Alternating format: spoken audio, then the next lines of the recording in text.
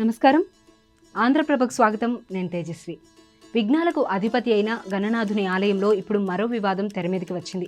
కాణిపాకం దేవస్థానంలో ఉభయదారులు వర్సెస్ ఆలయ యంత్రాంగం మధ్య వార్ నడుస్తోంది. ఆలయ ఈవో, పాలక మండలి చైర్మన్ తీరుపై మండిపడుతున్న ఉభయదారులు ఆందోళనకు దిగాల్సిన పరిస్థితి కారణమైంది.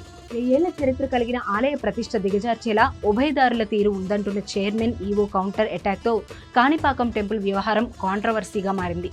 స్వయంభూ శ్రీ వరసిద్ధి వినాయకుడు వెలసిన క్షేత్రం ఇప్పుడు కాంట్రవర్సీకి కేరాఫ్గా మారుతోంది.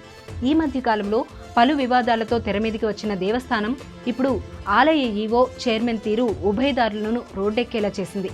గత కొద్ది కాలంగా ఆలయ ఈవో వెంకటేష్ వ్యవహారంపై గుర్రుగా ఉన్నారు ఉభయదారులు. 4 రోజుల క్రితం సీఎం జగన్ చేతుల మీదుగా కాణిపాకం ఆలయ చరిత్ర, వైభవం గ్రంథాన్ని ఆవిష్కరించిన కాణిపాకం ఆలయ చైర్మన్, ఈవో ఉభయదారులుగా ఎలాంటి ప్రాధాన్యత ఇవ్వలేదన్న విషయాన్ని తెరమీదికి తెచ్చారు.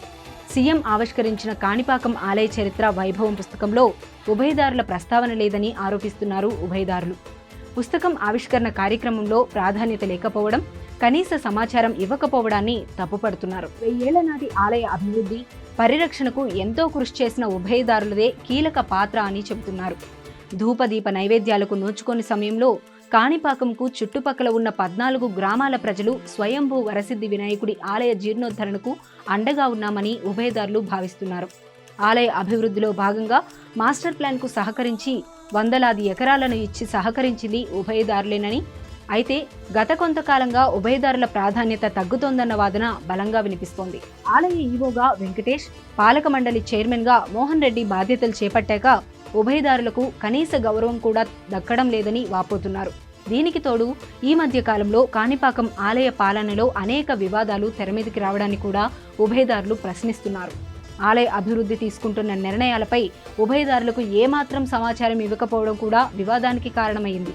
ఈ మధ్య కాలంలో దాతలు ఇచ్చిన కానుకలు మాయం కావడం, అర్చకులు, అధికారుల ఇష్టారాజ్యంపై ఆరోపణలు రావడంతో చెలరేగిన దుమారాన్ని ఎత్తిచూపుతున్న ఉభయదారులు ఆలయంలో సేవల టికెట్ల పెంపులో పాలక మండలి ఏకపక్ష నిర్ణయాలను తప్పుపడుతున్నారు. దీంతో ఆలయ పాలన తీరును ప్రశ్నిస్తూ 2 రోజుల క్రితం ఈవో కార్యాలయం ముందు ఉభయదారులు నిరసనకు దిగారు.